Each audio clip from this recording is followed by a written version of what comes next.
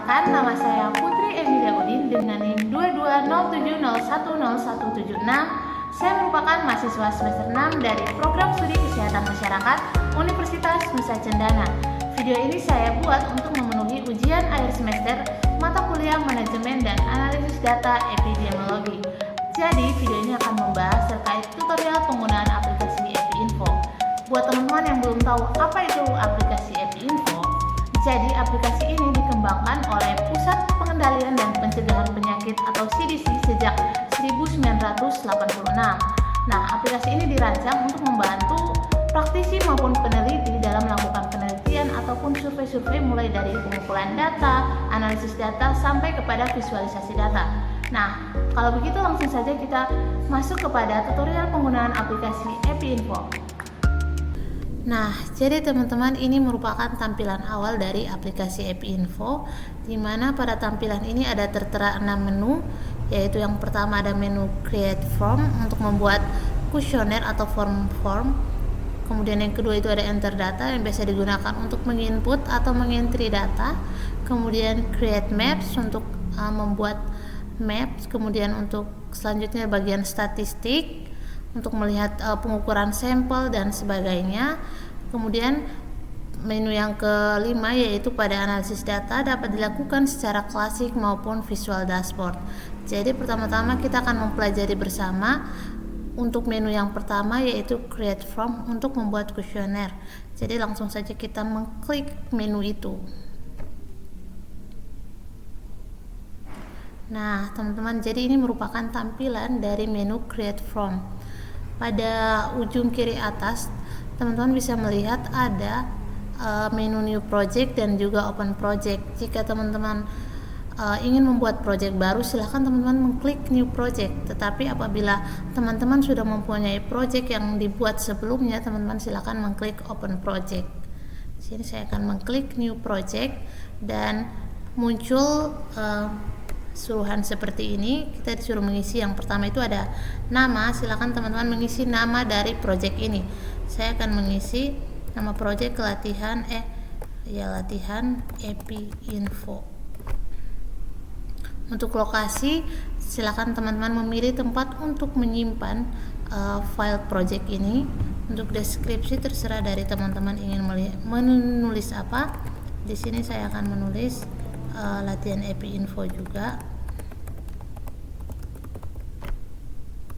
Data repository, jadi nanti file ini akan berbentuk MDB. Nah, untuk form name-nya silakan teman-teman menulis nama kuesioner dari teman-teman. Saya akan menulis kuesioner ASI eksklusif karena untuk form name ini tidak boleh lebih dari 40 karakter. Oh ya teman-teman, perlu diketahui bahwa untuk pengisian New Project ini tidak diperbolehkan menggunakan spasi. Nah, tetapi ada alternatif lain, teman-teman bisa menggunakan tanda underscore. Jadi setelah semuanya sudah diisi, teman-teman silakan mengklik OK.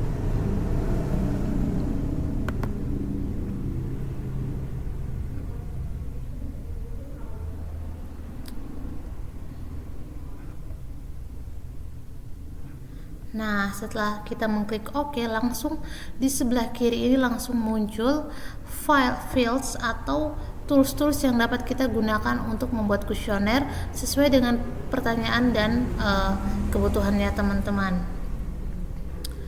Jadi langsung saja kita bahas mulai dari fields yang pertama, yaitu ada label atau title. Jadi label ini biasanya kita gunakan untuk membuat judul ataupun instruksi. Di sini saya akan menulis judul kuesioner saya yaitu faktor-faktor yang berhubungan dengan ASI eksklusif pada bayi usia 6 sampai 12 bulan di wilayah kerja puskesmas. Untuk field name-nya akan mengikuti dari atas yang sudah teman-teman tulis, tetapi kita bisa mempersingkat field name-nya tersebut. Selanjutnya di sini ada menu font. Jadi teman-teman bisa mengganti fontnya sesuai dengan kemauan teman-teman, mulai dari ukurannya, dan kemudian mau dia bold atau italic itu tergantung dari teman-teman. Nah, setelah itu kita langsung saja mengklik OK. Nah, dia langsung muncul begini. Jadi teman-teman langsung bisa menggeser entah ke kiri, ke kanan sesuai dengan kemauan teman-teman, dan teman-teman bisa langsung tarik seperti ini ya, dan letakkan di tengah. Jadi for your information, untuk API Info ini tidak bisa rata tengah ya teman-teman, dia hanya bisa rata kiri. Selanjutnya kita akan masuk kepada pertanyaan yang pertama, yaitu terkait nama. Untuk nama kita dapat menggunakan fields yang teks. Jadi fields ini biasa digunakan untuk jawaban yang tidak terlalu panjang. Teman-teman bisa mengisi maksimum number karakter, intinya kurang dari 250 huruf.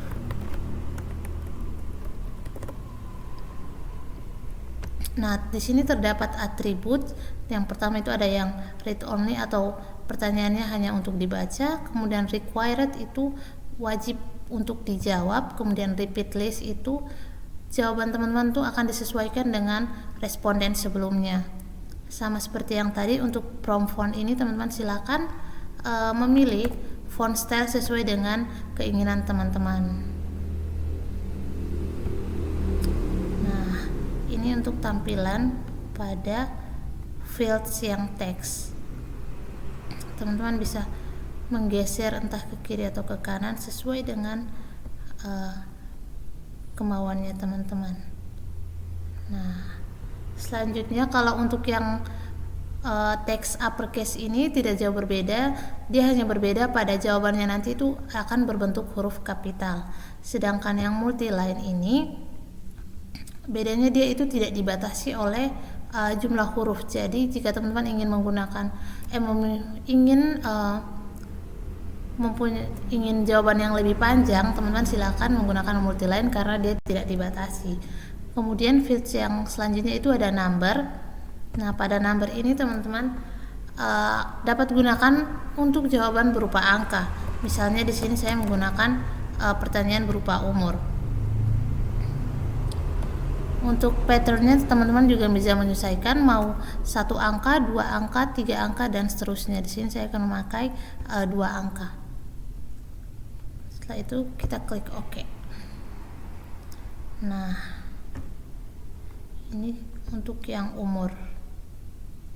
Nah, setelah number tadi ada phone number, ini bertujuan untuk pertanyaan berupa nomor telepon dari responden.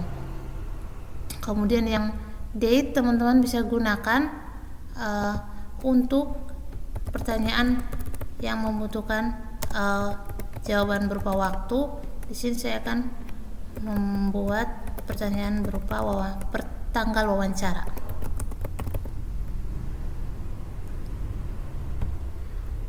Oke.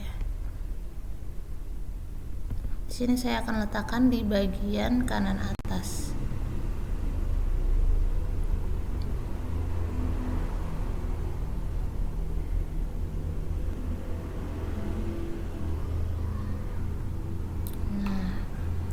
Setelah date ada fields yang time itu untuk waktu, kemudian ada yang date or time.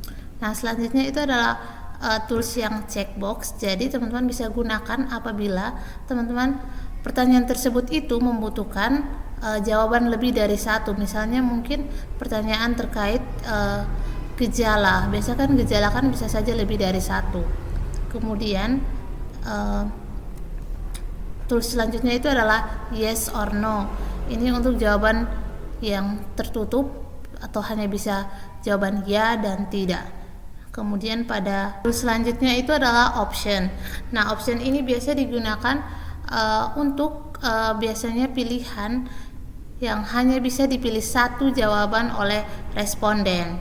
Selanjutnya itu adalah image. Image ini adalah teman-teman bisa gunakan apabila membutuhkan jawaban berupa foto atau gambar. Kemudian grid ini biasanya untuk membuat tabel, kemudian legal value itu tidak jauh berbeda dengan option maupun checkbox. Jadi legal value ini biasanya digunakan untuk pertanyaan yang jawabannya itu tuh memiliki variasi jawaban yang banyak, misalnya mungkin pekerjaan, pendidikan. Nah, di sini saya akan gunakan untuk pendidikan. Jadi untuk selanjutnya ya kita akan klik pada data source, klik di titik 3 ini, kemudian pilih create new. Nah, sini teman-teman bisa tulis sudah mulai dari jenjang pendidikan SD, kemudian SMP sampai seterusnya.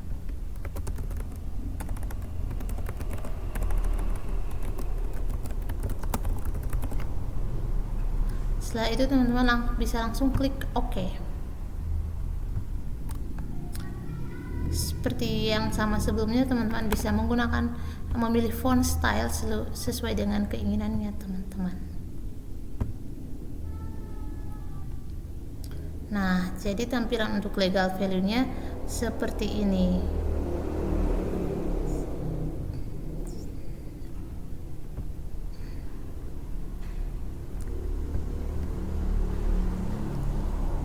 Saya akan gunakan legal value lagi untuk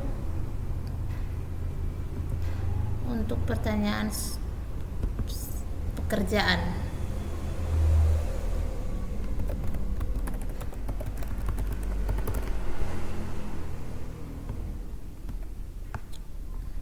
Sama seperti tadi, kita klik create new. Pekerjaan di sini yang pertama itu ada petani, kemudian ada PNS, Polri atau TNI, ada guru, ada wira swasta,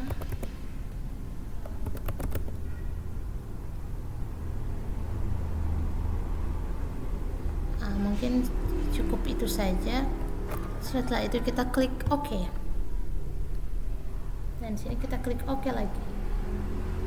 Ya, nanti tampilannya akan seperti ini teman-teman.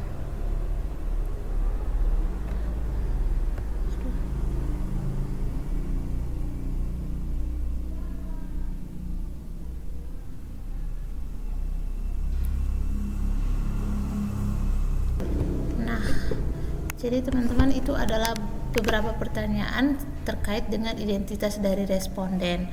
Selanjutnya kita akan masuk ke dalam pertanyaan-pertanyaan yang akan diajukan kepada responden. Di sini saya akan menggunakan fields option. Jadi teman-teman bisa memilih, mau berapa jawaban, bisa 2, bisa 3, dan seterusnya. Untuk pertanyaannya, saya akan membuat pertanyaan terkait pemberian ASI eksklusif.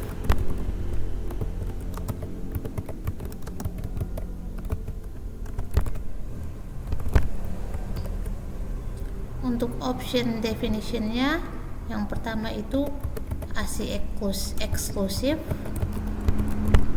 yang kedua tidak ASI eksklusif.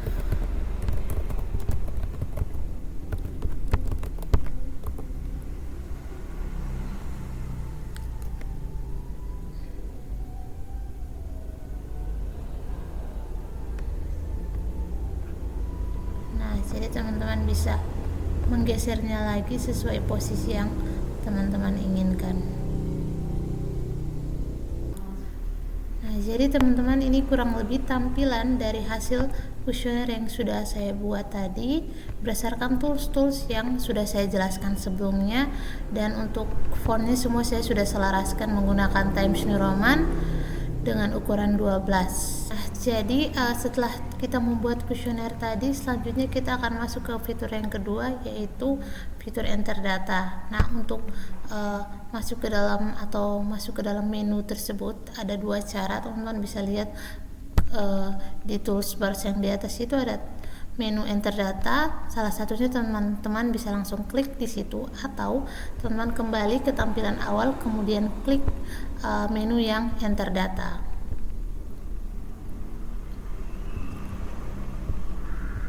Nah, untuk tampilan yang enter data nanti akan seperti ini.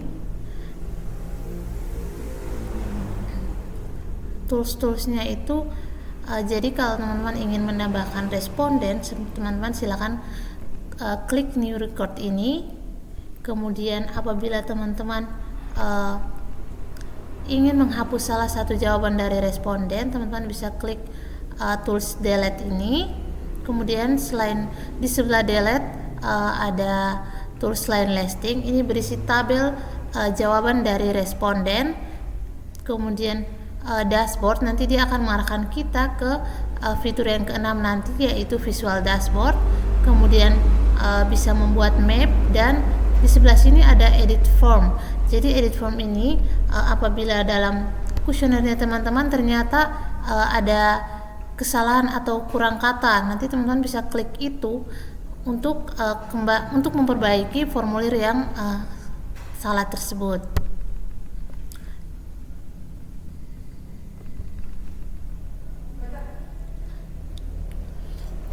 Nah, pada fitur enter data ini teman-teman silakan langsung saja mengisi data-data dari responden, misalnya dari nama, kemudian umur, kemudian pendidikannya apa, pekerjaannya apa, sampai kepada pertanyaan-pertanyaan terkait dengan pemberian aksi eksklusif, kemudian pengetahuannya, pekerjaan, status gizi, stres, sampai kepada dukungan suami. Nanti setelah teman-teman sudah mengisi semua data dari semua responden, teman-teman bisa lihat hasil tabel jawabannya itu di line listing yang tadi. Coba kita klik. Nah, dia akan muncul seperti ini, teman-teman. Oke, jadi teman-teman, tadi setelah kita sudah membuat kuesioner, kemudian kita melakukan entry data, tahap selanjutnya yaitu kita akan melakukan analisis data. Jadi analisis data di API Info ini terdiri dari dua tipe atau dua jenis, yaitu klasik dan juga visual dashboard. Nah, untuk perbedaan dari keduanya nanti akan kita pelajari bersama. Jadi kita langsung saja klik menu yang klasik terlebih dahulu. Kita tunggu sebentar. Nah, kemudian kita klik lagi yang menu visual dashboard. Oke. Jadi pertama-tama kita akan membahas tampilan dari menu yang klasik. Jadi nanti kita akan mengcompare kedua tipe dari analisis dari API Info ini. Jadi yang pertama dari analisis klasik, di sebelah kirinya ini terdiri dari berbagai tools yang akan dilakukan untuk analisis. Kemudian di bagian atas atau output ini akan menampilkan hasil dari analisis yang kita minta. Sedangkan di bagian bawah ini ada program editor, akan berisi langkah-langkah perintah yang sudah kita suruh atau kita minta. Nah, pertama-tama kita akan membuka dulu project yang akan kita analisis atau yang sudah kita buat tadi. Jadi kita akan pilih di bagian data, di bagian read ini kita klik. Nanti akan muncul ini. Di sini ada mereka akan meminta recent data source. Nanti kita pilih saja project yang sudah kita buat tadi, yaitu ASI eksklusif. Untuk database type-nya API Info 7 Project sesuai dengan aplikasi yang kita gunakan. Kemudian centang pada show itu kita centang forms, kemudian dari API Info Form kita centang ASI eksklusif sampai dia berwarna biru, dan kita klik OK. Kita tunggu.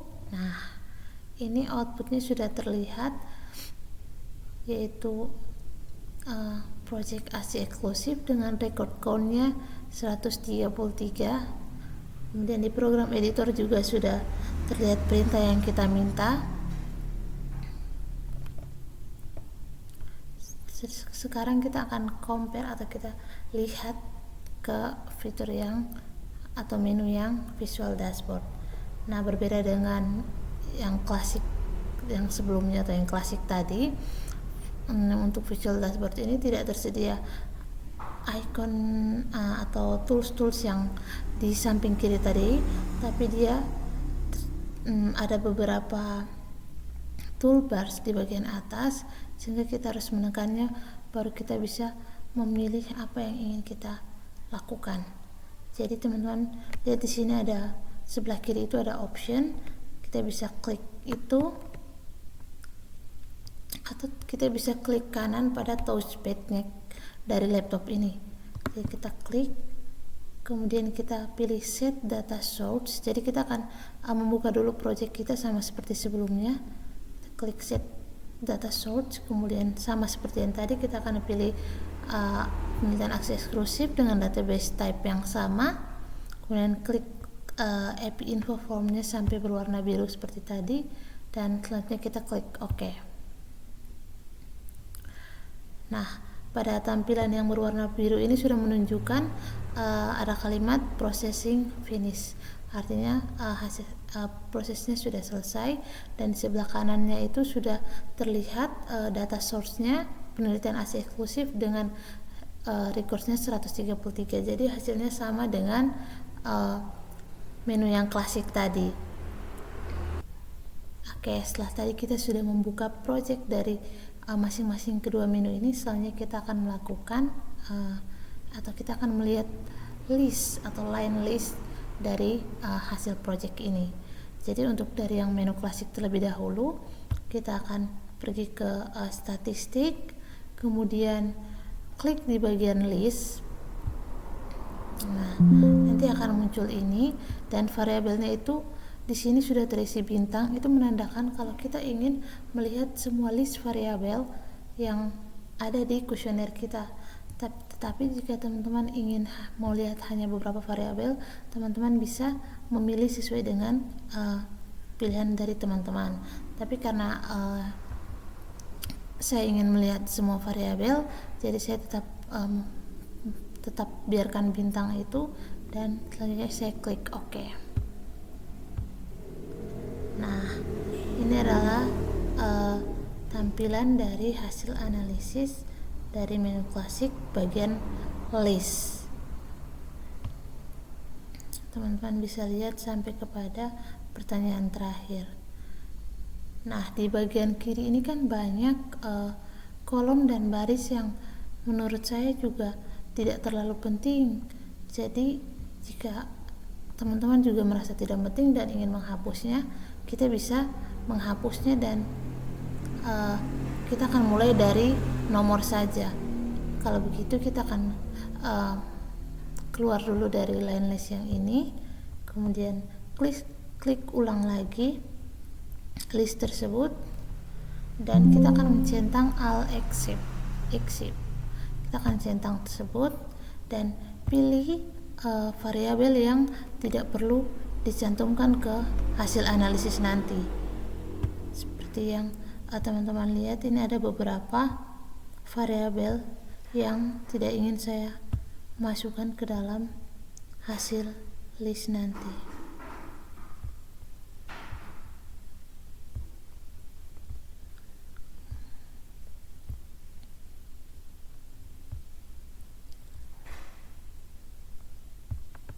Oke, sudah saya pilih semua, dan sekarang tinggal kita klik OK.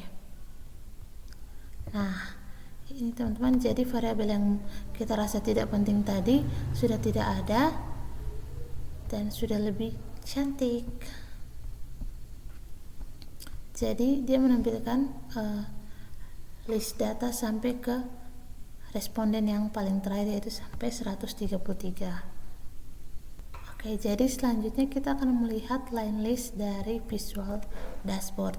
Jadi seperti yang sudah saya sampaikan sebelumnya, untuk dari Visual Dashboard kita bisa memilih di pojok kiri atau option, atau klik kanan di touchpad laptop. Jadi setelah klik kanan kita pilih Add Analysis Gadget, kemudian kita pilih line list. Nah, sama seperti tadi kita bisa memilih variabel-variabel yang ingin kita analisis atau kita lihat listnya. Jadi caranya teman-teman, kita harus tahan pada keyboard bagian kontrol, kemudian kita pilih sampai dia berwarna biru seperti ini. Kita harus tahan, terus kita pilih variabel yang mau kita lihat listnya.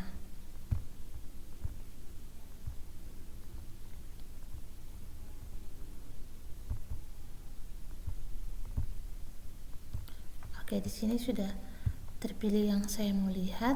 Selanjutnya kita tinggal klik OK saja.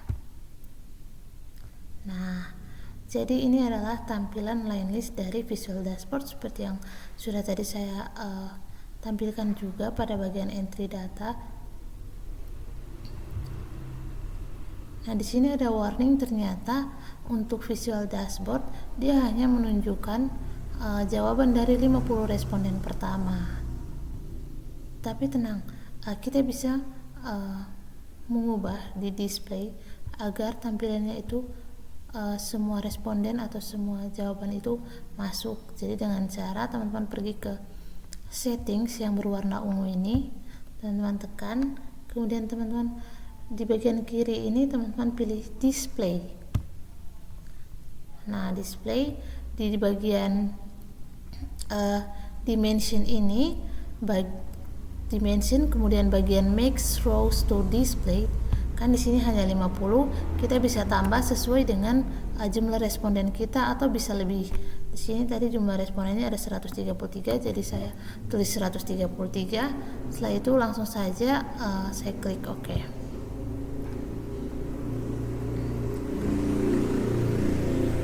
Nah, jadi sekarang sudah semua responden, semua jawaban sudah ada di line list ini.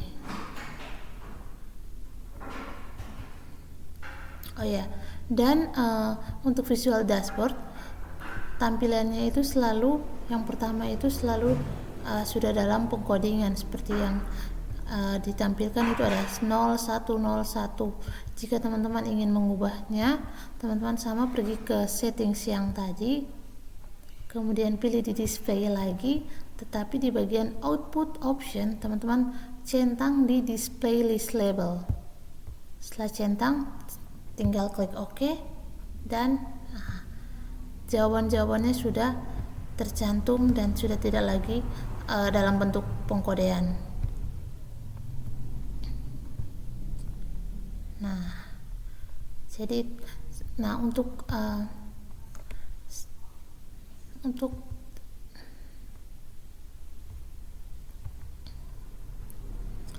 selanjutnya kita bisa mengecilkan jendela ini dengan klik tanda segitiga abu-abu ini agar nanti tidak menumpuk dengan hasil-hasil analisis yang lain seperti ini. Kemudian kita letakkan sesuai kemauan kita. Jadi setelah line list yang tadi, selanjutnya kita akan melihat frekuensi. Jadi terlebih dahulu di analisis yang klasik, untuk frekuensi masih sama berada di bagian statistik. Kita klik yang bagian frekuensi. Nah, sama seperti tadi, kalau tanda bintang berarti teman-teman ingin melihat semua frekuensi dari semua variabel. Di sini saya mau lihat frekuensi dari salah satu variabel saja, yaitu variabel AC eksklusif. Setelah itu setelah saya memilih, langsung saja klik OK. Nah, pada outputnya langsung ditampilkan hasil dari analisis tadi terkait dengan frekuensi AC eksklusif, mulai dari keterangan pemberian ASI, kemudian ada frekuensinya, ada persen, ada kumulatif persen, dan juga grafik atau diagram, serta ada exact 95%-nya. Itu adalah frekuensi di mana yang ASI eksklusif itu ada 51, tidak ASI itu ada 82, dan totalnya adalah 133. Nah, jika teman-teman ingin melihat pemberian ASI eksklusif berdasarkan variabel lain, misalnya pemberian ASI eksklusif berdasarkan pekerjaan, atau pemberian ASI eksklusif berdasarkan pengetahuan. Nah, kita bisa mencoba membuat itu dengan kembali mengklik yang bagian statistik, kemudian frekuensi, kemudian pilih pada frekuensi off-nya ini kita akan pilih AC eksklusif. Nah, kita akan mencoba melihat AC eksklusif berdasarkan pekerjaan. Jadi nanti di stratify by-nya ini kita memilih variabel pekerjaan. Nah, setelah sudah dipilih, langsung saja kita klik OK. Nah, outputnya langsung muncul. Jadi dari outputnya ini dibuat tabel berdasarkan masing-masing pekerjaan. Misalnya untuk ibu yang tidak bekerja, ternyata yang melakukan ASI eksklusif itu ada sebanyak 48 orang, tidak ASI eksklusif itu sebanyak 55 orang, sampai kepada semua pekerjaan yang ada di jawaban responden. Jadi ini merupakan tampilan dari output frekuensi dari analisis yang klasik. Selanjutnya kita berpindah ke yang visual dashboard. Jadi seperti yang tadi, kita klik kanan atau klik option di bagian ujung kiri, kita pilih add analysis gadget, kemudian pilih yang frekuensi. Nah, sama seperti tadi, kita bisa memilih variabel apa yang ingin kita lihat frekuensinya. Jadi dari yang klasik tadi kita melihat AC eksklusif, maka yang visual dashboard kita juga akan melihat variabel frekuensi dari variabel AC eksklusif. Kita tinggal klik OK. Nah, ini adalah merupakan tampilan dari frekuensi di visual dashboard dengan hasil yang sama. Namun tetap saja tampilannya selalu di duluan, atau tampilan pertamanya itu selalu dalam bentuk pengkodean, tetapi teman-teman tetap bisa ganti di bagian display seperti yang tadi. Jadi tidak ada yang berbeda dari hasil frekuensinya. Jadi ada pemberiannya, ada frekuensi, ada persen, ada akumulatif persen, kemudian ada XX 95%. Nah, jika kita mau melihat seperti yang tadi sebelumnya, mau melihat pemberian AC eksklusif berdasarkan variabel yang lain, seperti yang tadi variabel pekerjaan, maka selanjutnya kita akan klik kanan lagi, kemudian pilih add analysis gadget, kemudian pada frekuensi ini kita pilih variabel AC eksklusif. Kemudian di samping kiri ini kan ada di bawah variabel ada grouping and sorting. Kita boleh klik itu, kemudian kita pilih variabel yang ingin kita lihat, yang ingin kita compare gitu. Jadi tadi kita ingin melihat pemberian AC eksklusif berdasarkan pekerjaan. Jadi kita langsung saja memilih yang pekerjaan. Setelah itu langsung saja kita klik OK. Nah, ini merupakan hasil frekuensi pemberian hasil eksklusif berdasarkan pekerjaan. Hasilnya sama seperti yang tadi, tidak jauh berbeda, tidak ada yang berbeda hasilnya.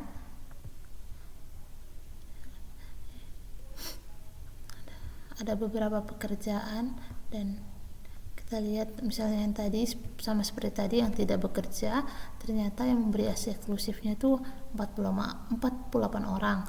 Kemudian yang tidak bekerja tapi tidak memberikan AC eksklusif 55 orang dengan total 103. Dan selanjutnya untuk pekerjaan lainnya. Nah, jadi untuk agar tidak menumpuk, kita akan kecilkan lagi dengan menekan segitiga abu-abu yang tadi. Oke, jadi sekarang kita kembali lagi ke menu yang klasik. Jadi sekarang kita akan melakukan analisis bivariat atau analisis chi-square, atau biasa dibilang tabel 2x2, untuk melihat apakah terdapat hubungan antara dua variabel. Nah, untuk langkah-langkahnya teman-teman sama seperti yang tadi di bagian statistik, kemudian pilih tables. Kita klik saja tabelnya. Nah, ini muncul ada outcome variabel, ada exposure variabel, dan sebagainya. Nah, di outcome variabel ini kita akan pilih ASI eksklusif sebagai variabel yang terdampak atau variabel dependent, variabel yang dipengaruhi. Nah, untuk exposure variabel kita akan pilih salah satu variabel yang dianggap dapat mempengaruhi variabel dependent. Jadi pada exposure variabel ini bisa dibilang variabel independen. Kita akan coba dengan variabel pengetahuan. Kita akan melihat apakah terdapat hubungan antara pengetahuan dengan pemberian ASI eksklusif. Nah, setelah itu langsung saja kita klik OK. Nah, setelah itu langsung muncul output dari tabel 2x2 ini. Kita bisa lihat bersama di sini dia bilang ibu dengan pengetahuan baik yang memberikan ASI eksklusif itu ada 25 orang, kemudian yang tidak ASI eksklusif 25 orang, totalnya 50. Kemudian yang ibu dengan pengetahuan kurang, pemberian ASI eksklusif yang memberikan ASI eksklusif hanya 26, kemudian yang tidak ASI 57 orang. Kita geser ke bawah, outputnya itu ada berupa single table analysis. Jadi ada odds ratio, ada risk ratio, kemudian ada statistical test. Nah, untuk melihat apakah kedua variabel ini memiliki hubungan, kita lihat pada bagian statistical test di bagian chi-square uncorrected, tepatnya di two-tailed p, yaitu hasilnya adalah 0,03. Nah, kenapa kita lihat di two-tailed p? Karena dalam menguji hubungan ini masih ada dua kemungkinan apakah mereka ini bisa saja mereka berhubungan, bisa saja tidak berhubungan. Nah, jika dilihat dari hasil yang chi-square uncorrected ini, di bagian two-tailed p ini ternyata hasilnya 0,03. Jadi hasilnya itu menunjukkan bahwa terdapat hubungan antara pengetahuan dengan pemberian ASI eksklusif karena nilai P value-nya itu adalah kurang dari 0,05, yaitu 0,03. Nah, teman-teman, jadi seandainya terdapat dalam statistical test ini atau dalam hasil uji chi-square ini ada yang melebihi 0,05 atau terdapat sel yang tidak normal, maka untuk melihat hasil dari analisis ini kita akan lihat bagian Fisher exact. Oke, setelah kita lihat hasil tabel 2x2 dari yang menu klasik, kita akan berpindah ke yang visual dashboard. Jadi caranya tetap sama, kita klik kanan pada touchpad atau klik option, kemudian kita pilih add analysis gadget, dan kita pilih yang M×N atau 2×2 table. Sama seperti yang tadi di klasik, untuk exposure kita akan menggunakan pengetahuan sebagai variabel yang mempengaruhi, dan outcome-nya adalah ASI eksklusif. Langsung saja kita klik OK. Nah, ini adalah tampilan dari tabel hasil chi-square atau tabel 2×2 dari visual dashboard dengan hasil yang sama, tetapi tampilan agak sedikit berbeda dan lebih sedikit menarik. Jadi hasilnya itu 25% ibu dengan pengetahuan baik dan dia memberikan ASI eksklusif, kemudian 25%-nya ibu dengan pengetahuan baik tetapi tidak memberikan ASI eksklusif, kemudian 26%-nya ibu dengan pengetahuan kurang tetapi dia memberikan ASI eksklusif, kemudian 57%-nya ibu dengan pengetahuan kurang dan tidak memberikan ASI eksklusif. Di sebelahnya juga terdapat single table analysis seperti yang tadi sebelumnya. Jadi kita akan lihat di bagian statistical test di bagian uncorrected, tepatnya di two-tailed P, yaitu hasilnya sama, yaitu 0,03. Jadi ini merupakan hasil tabel 2x2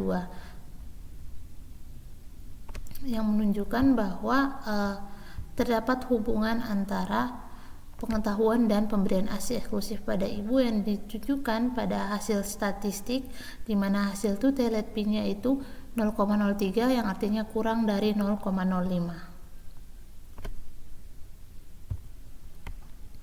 Kita klik segitiga abu-abu tadi untuk mengecilkan jendela. Nah, selanjutnya kita pindah lagi ke analisis yang klasik untuk kita mencoba analisis linear regression. Apakah bisa di menu yang klasik ini? Langsung saja kita lihat pada advanced statistik ada linear regression, teman-teman bisa klik yang itu. Nah, bisa klik, kemudian ada seperti yang tadi, ada outcome variable dan other variable. Nah, ada yang variable ini sama seperti exposure yang tadi ya teman-teman. Nah, outcome-nya kita pilih yang tadi ASI eksklusif, other variable-nya kita pilih yang pengetahuan. Setelah itu langsung saja kita klik OK. Nah, ternyata di sini dibilang please record independent variable to be numeric. Jadi untuk linear regression ini ditetapkan untuk yang bagian klasik, mereka menetapkan kalau untuk melakukan analisis linear regression itu variabelnya itu harus numerik. Jadi kita tidak bisa melakukan analisis regresi di bagian analisis, tetapi untuk langkah-langkahnya kurang lebih seperti itu. Nah, selanjutnya kita akan pindah ke visual dashboard untuk melakukan linear regression untuk melihat hubungan antara beberapa variabel.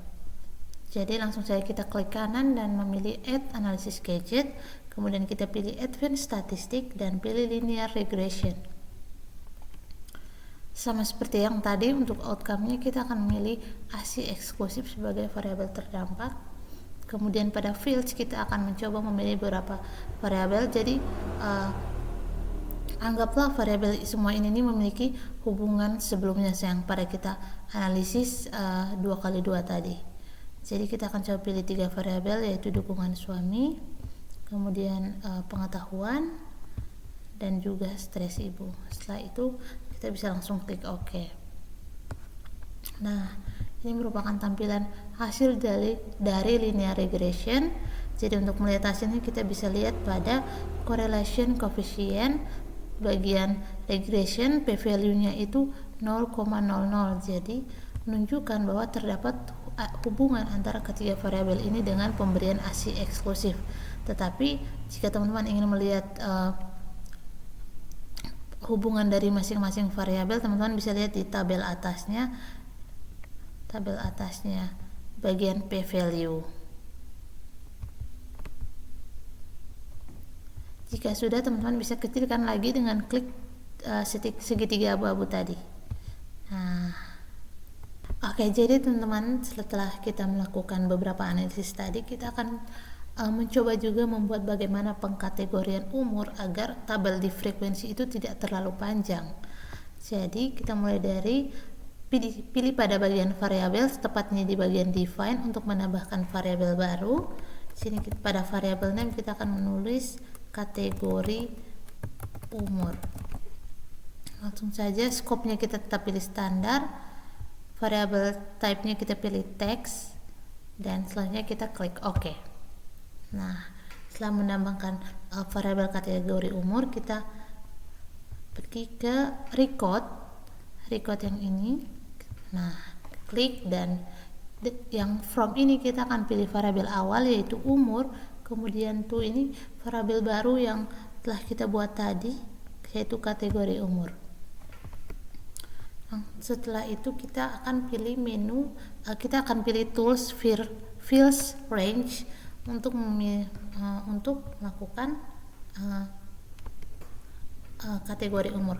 Misalnya startnya kita pilih tadi respondennya itu paling muda itu ada 20 tahun, tapi disarankan untuk memilih satu umur di bawah umur termuda. Kita pilih 19, kemudian N-nya itu tadi ada 43 tahun, jadi kita tulisnya 44 tahun saja. Dengan range atau intervalnya sebanyak 5. Kalau itu langsung saja kita klik OK.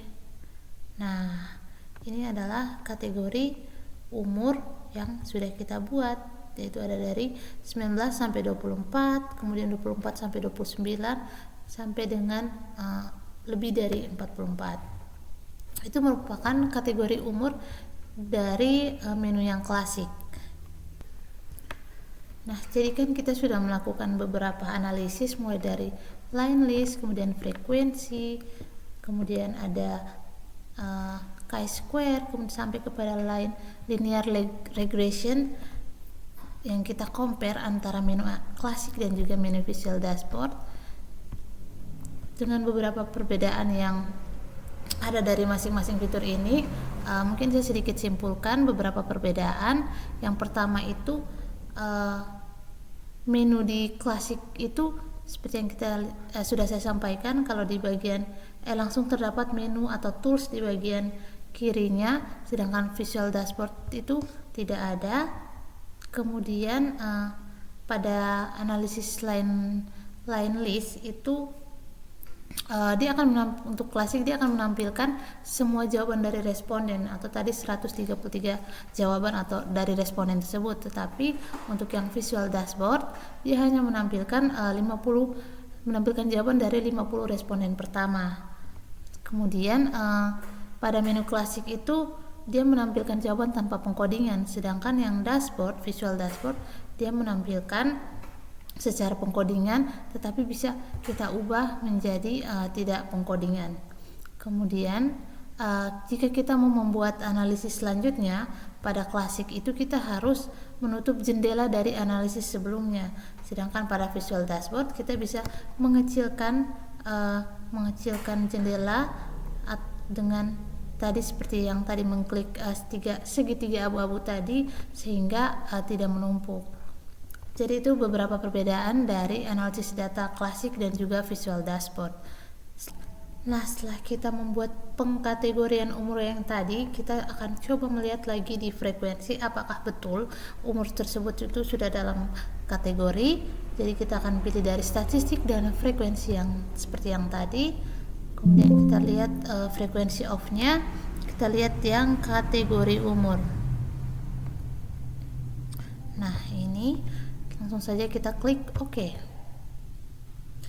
Nah, jadi ini teman-teman, jadi di frekuensinya berdasarkan umur itu sudah dikategorikan dengan interval itu sebanyak, atau range-nya itu ada 5.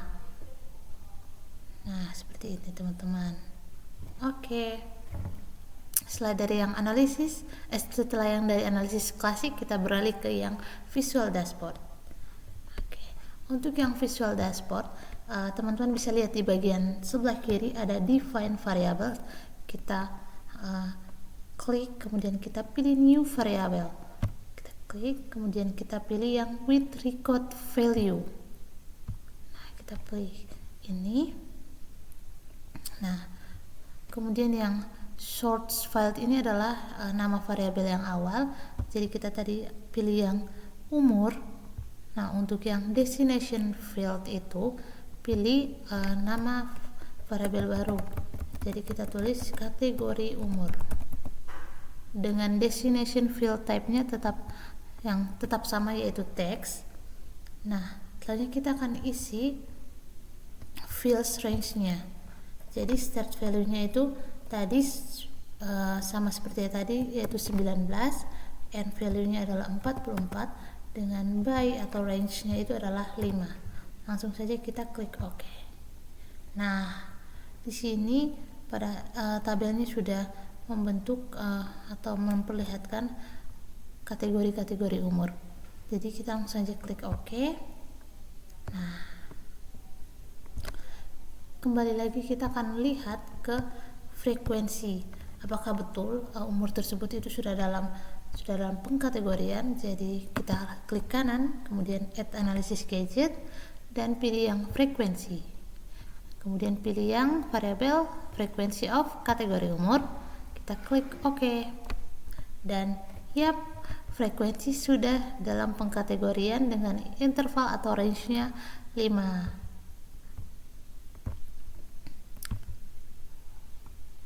Nah, jadi itulah pengkategorian umur dari kedua tipe analisis data, dari yang klasik dan visual dashboard.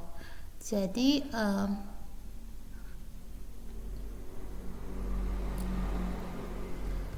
mungkin itu adalah sedikit tutorial yang bisa saya berikan terkait dengan penggunaan aplikasi info, mulai dari